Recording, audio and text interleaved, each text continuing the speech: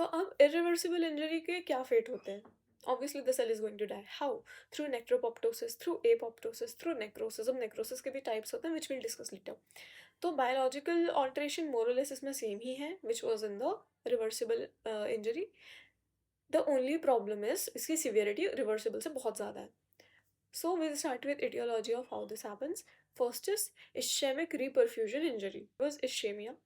There was a period of time जहाँ पर अगर इस ischemia को हम reverse कर देते तो cell would have undergone homeostasis again. But because it was prolonged, what will happen? अब अगर reperfusion होता है तो उससे वापस और ज़्यादा इंजरी बढ़ जाती है. How does it happen? Basically क्या होता है? Oxidative stress बढ़ जाता है. होना तो ठीक चाहिए था उसका, but वो हो नहीं पाता. Exactly happens in this is इश्केमिया हो रहा था, उसके कारण क्या हुआ, एटीपी कम हो गया। There is a lot of sodium and calcium in the inside the cell, inside the mitochondria. The cell is acidic and the mitochondria is injured. अब अगर इसमें now we have suddenly fresh blood which has a lot of oxygen, what will happen? Reperfusion.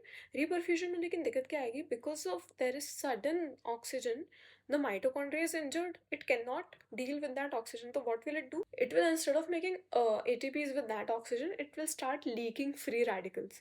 अब ये free radical जाके क्या करेंगे? If you remember from biopsy, lipid पर oxidation करा देंगे, membrane का damage करा देंगे, enzymes का dysfunction करा देंगे.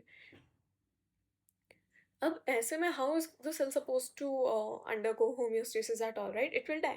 Similarly, जब reperfusion होता है, remember there was a lot of calcium.